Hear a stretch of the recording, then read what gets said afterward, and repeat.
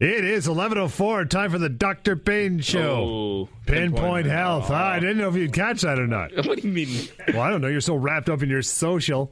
I'm okay with both, though. Dr. Payne or Pinpoint Health. No, it's Pinpoint Health and Pinpoint There's a following for Dr. Payne, though, so we need people to know that it's the same. Sorry to interrupt. They can refollow.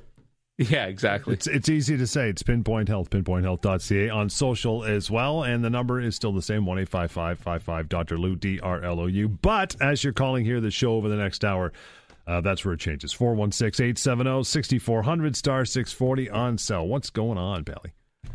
A lot of stuff is going on, I know, John. you're busy, man. A lot of stuff is going on, which is good, which is amazing. Lots of we're really trying to grow. You know, one of the things that we often talk about is how expansive our team is in terms of the different types of practitioners. And we continually try to grow that even more in terms of new modalities that exist, new different practitioners that maybe we don't have part of the team, and we continue down that road. So that it's a one-stop center for all of your healthcare needs, primarily the musculoskeletal stuff. So any pain issues, any injury issues, the extent of services, all the way from the very conservative measures like the therapy-based stuff, which could be the physio, the chiro, the massage, to more invasive measures like injections, all the way to potentially to things like surgery if required. Yeah. And that's a big thing, right? Like we have this way because we want to start with the most conservative measures for most people. That is usually my outlook, is that I want to intervene with the most conservative measure for somebody. If that works, then great. Then we don't have to move further. If for whatever reason it doesn't work and the patient is looking for other options, then we have those other options available to us. In certain instances, in terms of best care practices, we might jump to one of those things. So the example being, if we have an elite athlete who's torn their ACL and wants longevity in their sporting career, we might jump to a repair of that ACL with one of our surgeons because it might just make the most sense. But you know, these are not decisions that are made by snapping a finger. These are conversations that are had with the patients. Of course, we give them the pros and cons of everything.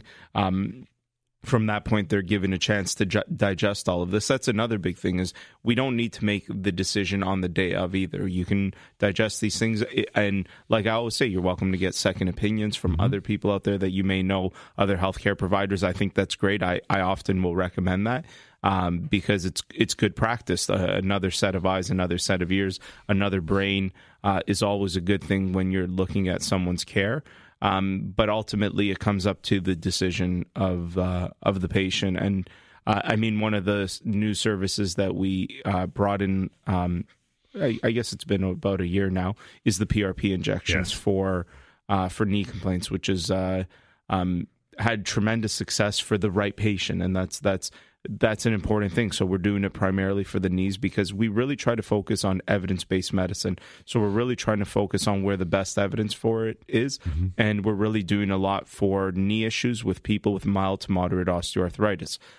So if you're someone and you've been diagnosed with mild or moderate osteoarthritis of the knee, you have pain, you have swelling, and are looking for a management issue and aren't necessarily at the point where you're considering a knee replacement yet, then PRP injections are a very, very good option. And what a PRP injection is a platelet-rich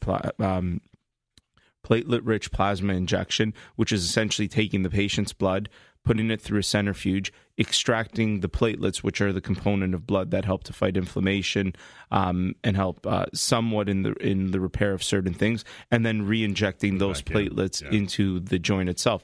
These joints, like the knee joint, the synovial joint, which is the type of joint the knee is, and most of the joints in the body are synovial joints, actually don't have very good blood supply, and that's why injuries often don't heal well, why inflammation doesn't get cleared out very well. And so taking that person's blood and extracting the components of blood that help in these instances and re-injecting it into the joint has actually been shown to be very, very beneficial from the research side of things, especially for knee osteoarthritis, specifically the mild to moderate, but also clinically what we've been seeing is people are doing tremendously well with these types of injections. So I would encourage anybody that potentially is looking for a management solution to give us a call. We have two different machines.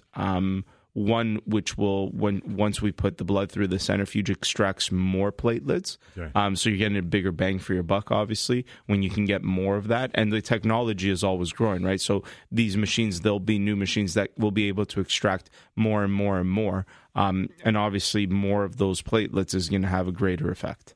You said bang for your buck. Is there some sort of OHIP coverage for this or extended health benefits? No. So PRP injections do not have the assessment with the surgeon. The actual time of the surgeon is paid by OHIP, Gotcha. but the injection itself is not covered by OHIP or even extended healthcare plans.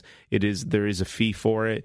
That fee can range. There's different ranges, but when you look at the effectiveness of it, the cost benefit of it, it's very good. And especially for people who maybe have that mild to moderate osteoarthritis, are likely going to be a candidate for a knee replacement, but want to delay it because, again, as we've talked about, knee replacements have a half-life. They can only last a certain amount of time. So you want to try to do that once in your life. So when you're playing this math game of when's the right time to potentially do the knee replacement, this can offer a very good option in terms of delaying it. So everything in one way or another has a cost, right? Yeah. So it's really about the conversation. And I've met people where, in that equivocal cost, I would recommend that they actually get a brace instead, or that maybe they do that amount of therapy. Like I really do try to tailor the injection for who I think it's going to help. That's how you have the best outcomes with it.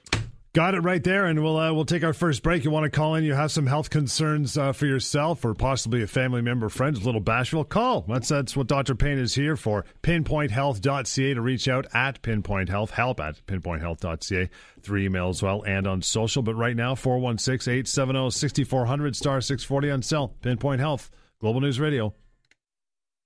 It is 11:14. Yeah, indeed. PinPoint Health is where you want to go. 5 clinics and counting now, right? That's right. You are kicking some serious rear end, my friend. Thank you. You're doing well. Yeah, but I mean, it's very much for again the patients out there to have a chain, a brand that they can associate with this radio show that they can trust, and have that accountability that. If there's ever a problem, we want to hear about it. And again, we're really trying to build a very much a multimodal, multidisciplinary team that encompasses all the things that you would require for the best treatment of pain and injury issues. You mentioned. I was talking to my mother-in-law yesterday, and she's been going for physio with a friend, a clinician that you know, for some time. And kind of works at the time, good for a couple hours, and the problem comes back. And I just kind of sat there quietly going, yeah, I know why it's coming back, because you're not disciplined with doing anything on the other 23 hours a day, 6 days a week that you don't go to physio. Wife's like, you should go see Luigi. I'm like, no, I work with him. He's a friend. Don't sick your mother on him. No, I'm not taking her there because she's not disciplined. So how much do you demand of your and clients? I think you probably say that because you know how much I'll demand, right? Like you know that I'm not taking you to him. No, you're gonna. And I mean, it depends on the stage of injury, for sure. So if we have an acute scenario, if someone just did something, hurt themselves, in those scenarios, the practitioner becomes very much more important. Definitely the patient has to do stuff like maybe staying off of it, icing, et cetera, et cetera. But definitely as we move into more chronic issues, then it almost becomes more work for the person than it does the practitioner. Sure. I'd say it's more than 50-50 because really in that interaction and relationship, what really should be happening is the practitioner is treating you, but they're also giving you the things that you need to be doing every day, multiple times a day, potentially, how you live your life, like how do you modify things. But you, like you said, have to follow through with that. If you don't follow through with those modifications, those things that you must do, and you don't get better, well, then it's not really a surprise. So it's very easy to identify, for me, patients who I believe, we look at prognostic factors. What that means is how likely someone is to want to get better. One of the big things in chronic pain that we've identified, and not me, I mean in the research, where we've identified how do you know that someone will actually get better after you've assessed them? Great question. Is how likely they are to want to do the things that you're suggesting. So immediately when you meet people that sit there and say, I've tried everything. Yeah, nothing's going to help me. I know you're saying to do this, but I don't think that's going to help, so I'm not going to do it. And all of those things, just after that conversation, you can already almost bet that this person's not likely going to get better. Versus you'll get people who have been living in chronic pain and come in, and this is a big thing, when they say, I'm willing to try whatever you're going to suggest in order to get better, that's a great prognostic factor. That means that there's a big willingness on their part to want to do something and change. And there's a big difference. So people out there that if you're looking for someone else to be the difference or some machine to be the difference, whatever it might be, you're doomed. I don't know how to put it more simply. You have to be willing to want to change, right? And it's no different than if we think of any other thing in life. If we talked about losing weight, how much of that is a result of what you can do for yourself? You know, it doesn't matter. You can have the best nutritionists, the best personal trainers. If you're not actually following through with the recommendations and the lifestyle modifications, then good luck. You're never going to achieve that. And that pretty much is consistent with anything in life, even with business, with academics, whatever it might be. You can have the best teachers. If you're not doing the work at the end of the day and you're not learning, then it really comes down to that. And pain management is no different. And that's a big component, again, that we've been able to identify in research, that if the person displays willingness to want to get better, that's a great prognostic factor, and they will likely do very well with the program set out for chronic pain. When it's a person that doesn't want to get better, and we all know who we're talking about. Like, There's people out there listening saying, wow, that probably sounds like so-and-so, my mother, my father, my husband, my wife, doesn't really matter. But I get these people a lot that will bring in someone else, and they're waiting for me to tell them this. And I'm not shy to tell people this. I will tell them when I hear this that, your outlook is really what's a part of what's preventing you from getting better. Right. And that's an important thing. If you don't change that outlook, and it's not, and I don't mean by just saying it. You can't just say the words, well, I want to get better. No, you have to actually mean it. You have to mean that you want to get better, that you want to make a difference. And in doing so, you can likely follow through with the recommendations. And these are not simple recommendations. Here's the other thing. This stuff is not simple. It's not like, well, here's this, take this, and that's it. There's nothing to do. It's very complicated. There's homework. And it's multimodal. There's often therapies involved, medications involved, mental health stuff is involved, social relationships are involved, nutrition is involved, exercise, I may have already said. There's tons of things that are involved in this. And so it's a silo of things that need to be done. And that's very difficult for people to digest when you're being thrown and it's like you have to change everything. But it can start with one thing as long as it snowballs into another thing, into another thing. But once you can get all of those silos working together, you can do very, very well with chronic pain. You got to commit. It's like a parent with training wheels. I'll hold the back of the seat for a little while, but eventually you're going to have to pedal this sucker, right? Exactly. And there's a process. You got to. It's that snowball effect. So we give people what the end should look like, but it doesn't mean you have to do all of those things at once. Oftentimes, with people, just making one small modification makes a tremendous difference, and then that one modification will turn into another modification, which will turn into a third, into a fourth, and a fifth, and so on.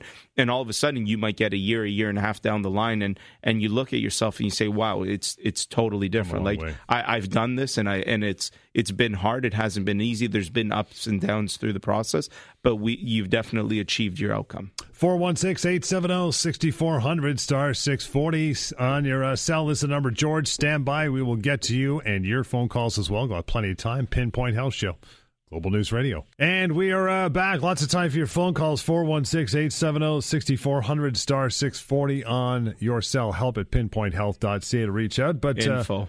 Pardon me. Info. Maybe I need help. Help at PinPoint Health. I was like, don't send it there. You're not going to get an answer. Imagine. It should info at pinpointhealth.ca. But the phone number is still the same, 1-855-55 Dr. Lou, DRLOU. George, thank you for hanging on. How are you? Good, thank you. Yourselves? Good. What's your concern, pal? I have my mom, right? She just had, it's been a year now. She had a hip surgery. Yep. And she went to the doctor for all the checkups, and the doctor said everything's good and everything. But she's still having pain, and she says that she has like a burning sensation on the leg. Okay. And like ants crawling and stuff like that. Yep. So, and when we tried everything, but we can't figure out what it is, right? Yeah. So here's the thing, though.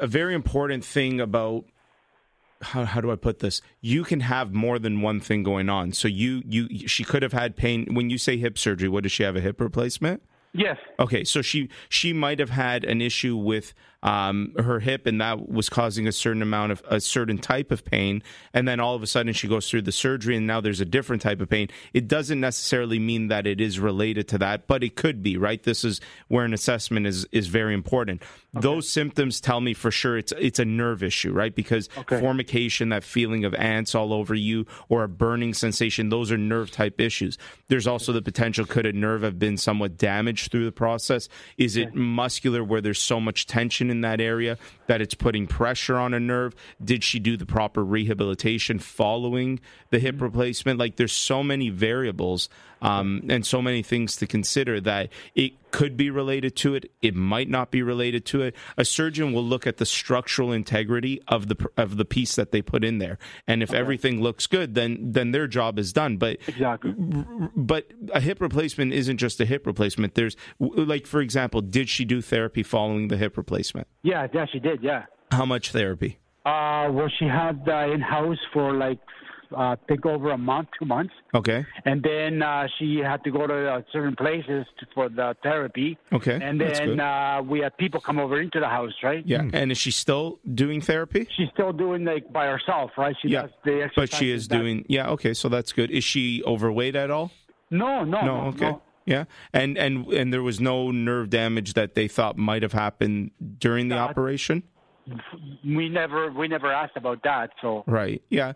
I'd have to. The other thing is that area of the leg, the nerves from the middle of the back supply that area, and so there's the potential maybe it's a back issue, right? That's why just because you feel pain in the same area, it could be a different originating source of that pain, right? So the cutaneous nerves, which means the nerves that supply the skin for sensation in that area over the buttock and the lateral side of the hip, are actually supplied by nerves in the mid to low back around T10, T11, T12, L1, those areas. So it might not actually be related anymore to the actual structure of the hip joint itself.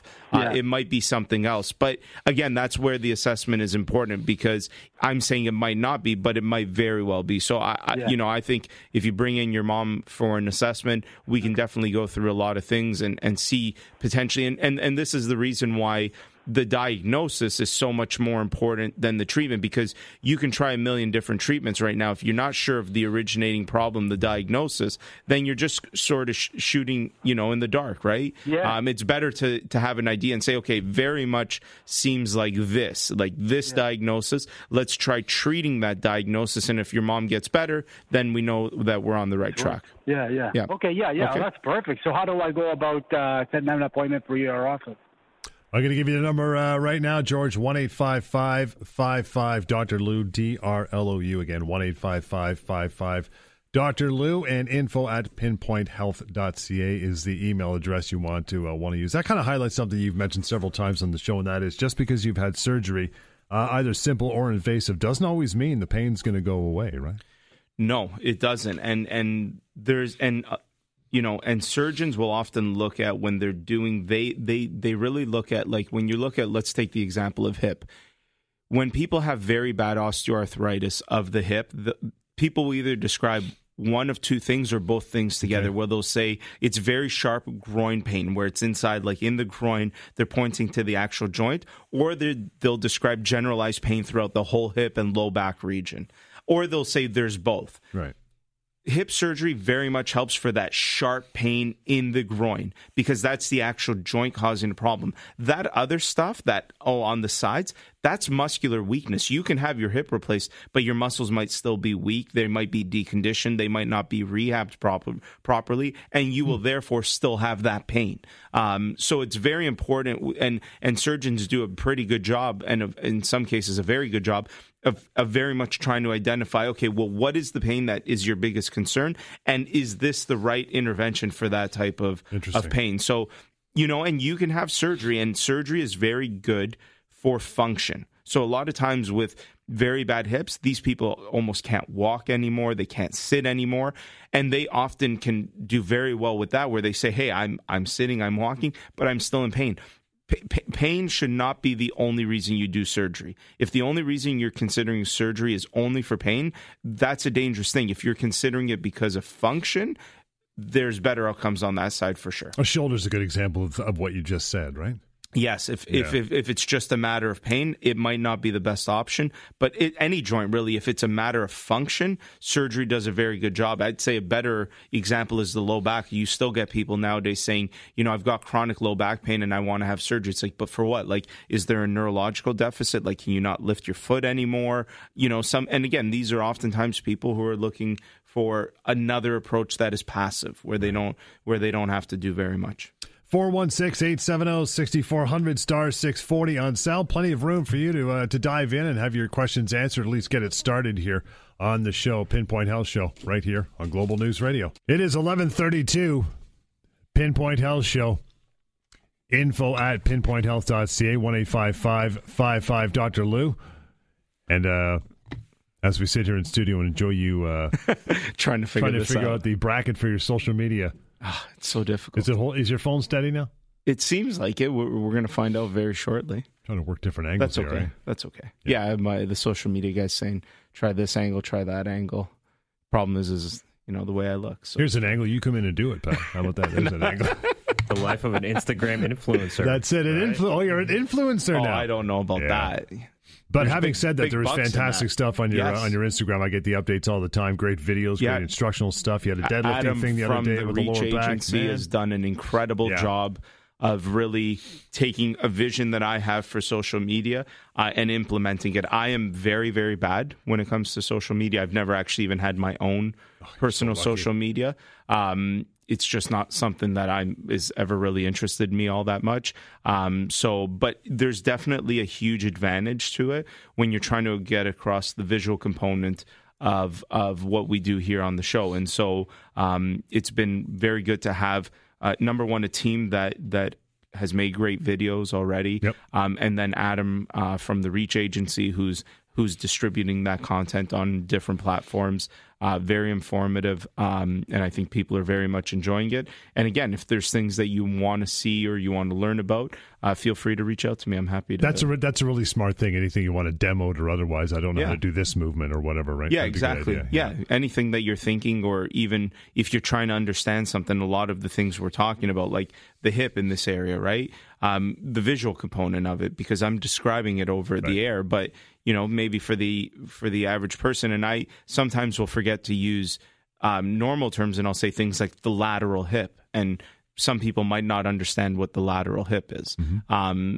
And so it's important that you can actually visualize things as well. And that visual component we can very much get across on social media. And again, Pinpoint Health on social media. And in the meantime, you can get rid of that dollar store phone bracket. Maybe a thing will... Dollar store, Best Buy. Ooh, watch out. Jody sometimes makes it in the back, I've noticed. We never get you. No, you don't want me on there. No, you don't want to see John Scholes. It's pretty hideous.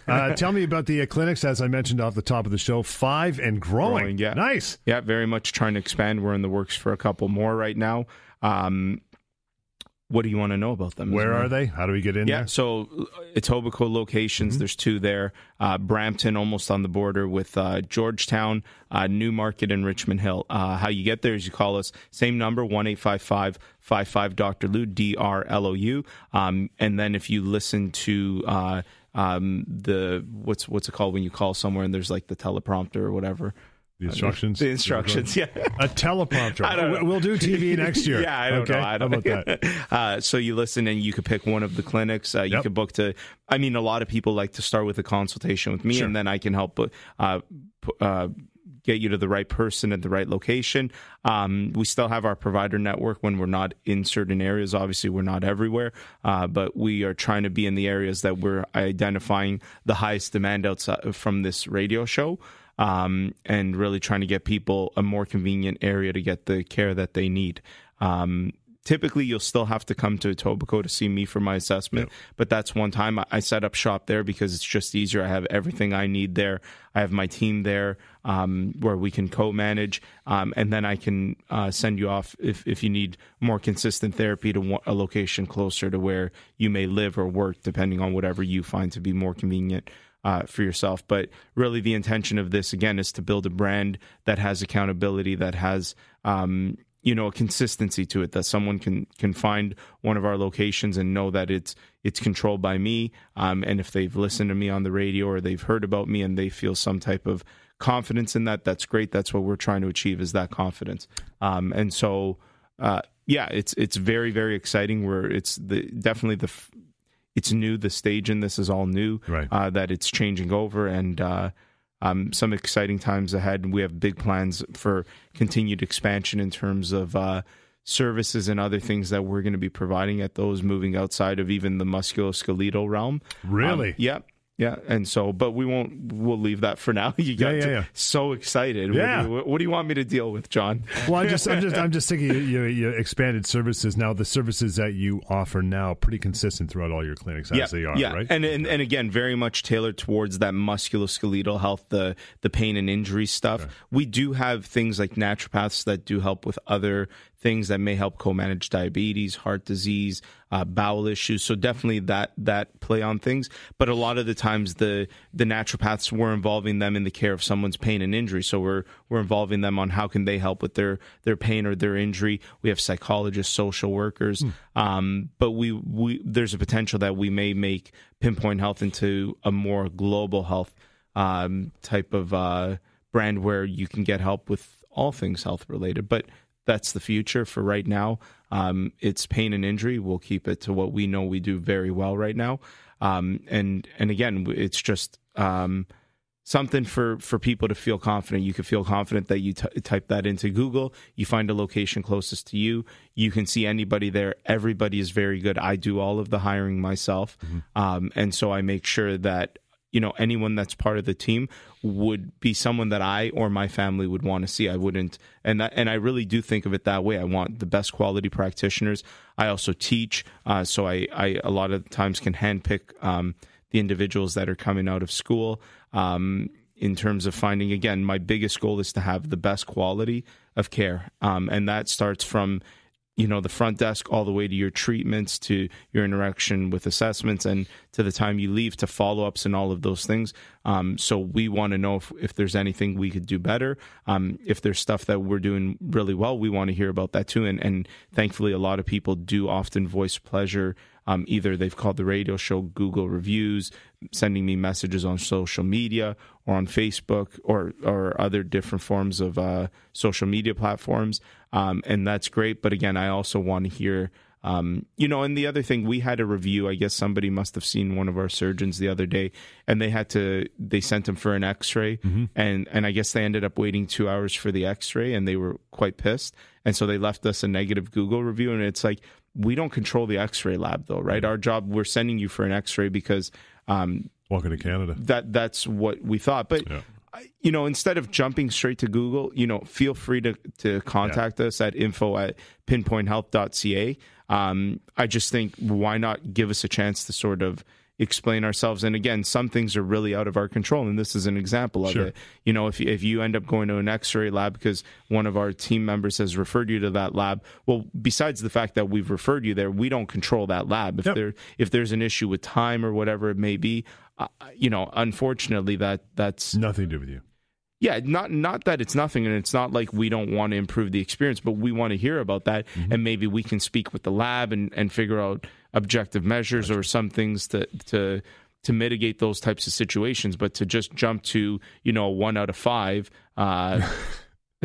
just because my x-ray took long, you suck. Yeah, I mean, it's down. It's more, and I do think the average person, when they look at Google reviews, they look at, I know when I go on, and for example, restaurants, if I'm looking at something, you always TripAdvisor. You always see the negative reviews, but I always read what it is, because a lot of people, it's like, okay, but I remember one of our first reviews was someone got a massage from one of our massage therapists and said, worst massage ever. I was sore the next day. And it's like, but that's sometimes the point of massage. Right. Maybe the therapist had to do a better job of getting that across. And so it was a learning lesson for us. And that's where, I made sure that the massage therapists were aware, like, that's it. Jody's cutting us off. Still plenty of time for you to. It's okay. It's okay. It's okay. He was really, though. But that's good. He was tired of you. Yeah. Where is he hiding in the background now? 416-870-6400 star 640 on sale. You got questions about your pain, your health? Bring it on. You still got about 20 minutes to go right here. Pinpoint Health Show on Global News Radio. It is 11:43. You have some time to call in, talk to Dr. Lou, Pinpoint Health, pinpointhealth.ca, info@pinpointhealth.ca to reach out through email. And the phone number is still consistent, 1-855-55 Dr. Lou, DRLOU. Info at Pain Care Canada still exists. It as does. Well. Eh? So yeah. You feel free. Runs you right over. Nice. Yeah, I'll still get it. Don't worry. I'm going to test it tonight, see if it actually works. Yeah. Well, help at pinpointhealth.ca does not. I can promise you that. You're such a dickweed. What else you got going on, pal? Ball breaker. Is that part of your... Oh, my God. Are you allowed to say that stuff? Ball breaker? On radio? I said it twice right there, so there you go. And no trouble yet. No. I guess I would get in trouble. It's my show, right? Neither of us work here. It's okay. Oh, good point. It's at the discretion of the advertiser. That's right. Advertiser, yeah. Apparently you work for me. Yes, we do. Hey, Susan, good morning. How are you? I'm good, thank you. How are you? We are great. What's your question today? Just started listening to you guys, wondering about this whole hip issue. I'm 56, been dealing with a hip issue for about the last year. Is exercising and building up that muscle, is that more, I'm assuming it's going to be more helpful for you as opposed to surgery? So I always want to, it's always difficult to have general rules, but the one thing I can say is always having a stronger frame around anything is always going to help. Is it going to help more than surgery? It depends on what the issue is. So what is going on? And it's funny, and I didn't realize until you said about the groin area, that's where I have a lot of pain. So if I stand for too long, it's the shooting pain, and I have to sit. If I walk, go out in the evening for a walk, if I go too far, it hurts. But I think I should push it because it will help, but pushing it doesn't help. Yeah, so that's a big thing that a lot of people say for a lot of different things. Your body knows what it wants to feel. Don't push through things. There's never a time where pushing through is actually going to be beneficial. That's most often, I would say, I can't think of any time. I'd say 99% of the time you're hurting yourself whenever you're pushing through something that's already bothering you. But you'd think that the exercising would be helpful, but then I think, okay, if I do this... But the right type of exercise. So a lot of times when it comes to hips and knees, you're absolutely right. Exercise is important. But every pound of weight that you have when you walk puts 7 pounds through those joints. So even if we use simple math and someone weighed 100 pounds, that means there'd be about 700 pounds of pressure going through those joints. So that's a lot of pressure versus if you all of a sudden change to, say, an elliptical or a stationary cycle, you don't have that. You eliminate all that extra pressure. So you're right, exercise is very good, but it's about the right type of exercise a lot of times when it comes to these types of issues. So that's why I mean listen to your body. Your body is not necessarily, if it's hurting, it's not saying, hey, don't exercise. It's saying, don't exercise this way. And that's why professionals are involved in this type of care are very, very important because they can guide you through what the right type of exercise for the type of diagnosis that you have is. Okay, so that would be my next question. That it was somebody or organization such as yours that I could go to that would show me or help me with some sort of a program to say, okay, this is what we can try. 100%. Yeah. And then it becomes about, as long as you find the right team, the right organization, for sure. There's a lot of, unfortunately, bad clinics and bad organizations. But in general, you can do your research and typically find who the good organizations are. But yeah, it's really about doing the right exercise. And the other thing is assessing, do you know what the diagnosis with your hip is? Like, I know you're saying your hip hurts, but has someone told you have arthritis in it? Is it a labral issue? What is it exactly? Not really, no. I mean, I've had x-rays. Nothing came up on the x-ray. Okay, so that's good. So it's pain, and it's constant pain, but I just thought, okay, And it's in the groin area? Yes. Yeah. Yes. Okay. It's worse when I wake up in the morning and standing and doing my makeup. I usually end up sitting on the toilet halfway through because the pain is too much. But as the day goes on, it's not too bad. And nobody said anything about arthritis? No. No. Okay. Yeah. How do you check for arthritis? Well, an X-ray is a good initial investigation. Right. But a lot of times it also has to do with the movement of the joint through what's called a scour test, and that'll start to give some indication. Sometimes you can have something that mimics arthritis called secondary FAI or femoral acetabular impingement, which just has to do with tight muscles and a tight capsule. So those are instances where like manual therapy, release of those areas tends to be very good. But that's why, again, I think your next step should very much be an assessment to at the very least have an idea of what's going on and then tailor the interventions towards that potential diagnosis. Okay. All right. No, that sounds awesome. It's been over a year now, so I'd really like to have somebody else look at it and come up with something. Yeah, as you go through, like the big thing here is you don't want too much time to pass either because, chronic issues are more than just a physical problem. Then there's neuropathic pain that develops and whatnot. So once you're at around this time, this is why early intervention is important. Now, we can't go back in time with you, but don't keep holding it off. I'd say get that looked at sooner rather than later. Okay, that's awesome. Okay. I really appreciate it. No Thanks problem. Very much. Yeah, Susan, appreciate that. I'm going to give you the number. It says you're in Acton here, so you're definitely close enough. It's worth a drive out of Acton to go see Dr. Lou. So it's very simple. It's info@pinpointhealth.ca and 1-855-55 Lou, DRLOU. Get it happening. And, she's still early on. Get lots of time. She can get working on it. Yeah, for sure. Still time for you. A few minutes to go. 416-870-6400, star 640 on your cell. Pinpoint Health Show on Global News Radio. It is 11:52. Still a few minutes to go. If you want to drop a phone call, find out what's going on with you, what's causing your pain. 416-870-6400, star 640 on cell.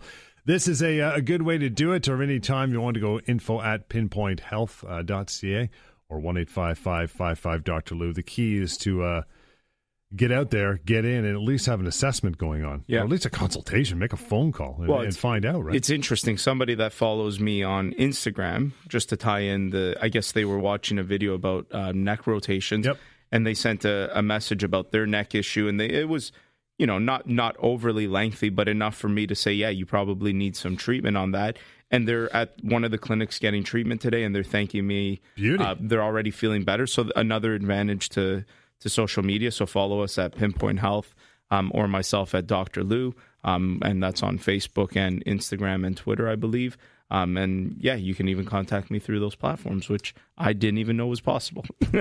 You are a social media maven. I'm young, but I'm an old soul. Yeah. No, it's funny you say that because there's so much we talk about on the show, like you say, and you're describing, you're painting a picture with words, but it's so nice to go to your Instagram or Facebook and say, there's the video. Oh, that's how you do a deadlift. Yeah, and gotcha. the other thing, too, about is that repetition of seeing something. Like, I think the other advantage with social media is there's people that follow, and because we're putting out so much information, a lot of people have it on their list of things to do, like, I got to go see Dr. Lou, or I got to go see somebody at that team to get an issue. Well, the nice thing about this is it's a reminder, right? So I think a lot of people get to the point where it's like, I've been putting this off too long. I've even had that with the radio where people say, I listen to your show all the time, and I was driving and I heard one of the advertisements, and I said, you know what, I got to call. So it's also a reminder for you, and I think a lot of people want to get out and want to do something for the issues they have, but a lot of the times it's finding the time for it too, right? But I do encourage people, you should try to find the time, and especially finding the time early on is more important than, not more important, but more beneficial. If you can get rid of these things when they're early, and although you may think, I'm going to see it might go away on its own, don't wait. Don't take that chance. I mean, I've got horror stories of what chronic pain can do to you. I'm not even going to go through them. But there's plenty of people out there that have gone through chronic pain, and it's ruined their lives because of how bad it is. It's just not something you want to be dealing with. And it actually becomes beyond the pain. It's so much more. There's so many things that go around with it. I had an individual who came to see me for a chronic low back issue, and I guess when people have these types of issues going on, they really want there to be confirmation that there's something structurally wrong, yes. right? Where they want to be able to look at an MRI image and say, look, this is here and that's what's causing my issue. And I saw this person and I was like, well, the imaging you've brought in, there's nothing here that's significant. Like, yeah, there's a little bit of, degenerative disc disease, but that's not significant. That's not what's causing your pain. That's human. And they were just like livid that I could say that it wasn't related to that.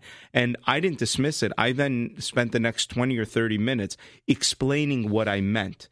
And I think when people hear it initially as just sort of a sentence that a doctor says, yeah, it can come across insulting. But once I explain, like, hey, I'm not, and I told this person, I said, I'm not telling you that you're not in pain and that you're not in a tremendous amount of pain. I fully believe that. What I'm telling you is it's not related to this degenerative disc disease that you think it is. It's probably related to the mechanical structures, which are, this was as a result of a car accident. And I said, it's probably a result of the deconditioning, the other damage that happens with it. But that's not me saying that what you're feeling is not real. It is real. It just doesn't necessarily correlate with what I see on here. Someone else had told them that they had disc herniations. And when I did all the testing, I was like, even if you have and there were a couple disc bulges on the MRI, but they weren't clinically significant. There was no radiating pain down the leg. The neurological exam was fine. I was like, that's the important thing about correlating what you see on those images with what you see in the patient. And it's not just an imaging. We're not diagnosing people just based on an image. We're diagnosing them based on their symptoms and their signs in the office as well. And again, this person initially was you could tell, very livid, was confrontational, and I was able to calm them down. And, by the end of it, they understood everything that I was saying. And that's the goal of what I try to do. I, in fact, had a student resident with me, and they were doing the initial component of the history. And when they came to call me, they told me that this person's like, pissed and whatever. Yeah. And when I saw them, and after I dealt with it, the resident then said to me, like, you handled that in a way, like you really calmed them down. Like, and I said, well, that's because I listened to them and I didn't dismiss them. I didn't say what they were saying wasn't true, because that's not what I was saying. I was just trying to educate them on that there's more to it than they potentially understand. And sometimes hearing that can give some relief. And it did, right? And you could tell it did, and that's what I mean. That's where the education component, the explanation component of what I do is so important, because once someone can understand what's going on with them, then it empowers them. It empowers them to get better. It empowers them to avoid certain things. It empowers them to do certain things, and it just makes them understand. So it makes sense to them. This is. The human body is tricky stuff. So if you can make somebody understand the things that are going on, again, that's an empowering thing that someone can go through to understand exactly what is finally causing their pain. Because a lot of the times that's what people are really like mulling over, where they're saying, like, what is it? What is it that's causing this? Yeah. Like, no one's giving me an answer. And they don't realize that it's because sometimes there's no great answer, or it might be multiple things, but someone needs to take the time to explain those things. Which is why you wish every person who came to see you had the mindset of an athlete who understand that, want to get better, and they're working hard towards it, right? Yeah, and you know what? A lot of people do have that mindset, which is great. And I think the nice thing about this show is, especially people that have heard it enough, they know my outlook on this. Yep. So I think I inherently get people who have that same outlook. Because I think if you've heard the show enough, you're going to sit there and you're going to say, well, I know Dr. Lou's going to tell me that I got to do something about it. Like we don't have some magic pill that's going to get rid of everything. What we have is the proper management that involves a great healthcare team, and it involves empowering you, the individual, to do the right things. You want to reach out now that we're done, do so. Info at PinPointHealth.ca. It's the P's. They screw me up every time. Info at PinPointHealth.ca. 1-855-55 Dr. Lou, DRLOU. That remains the same. We'll see you next year on the PinPoint Health Show, Global News Radio.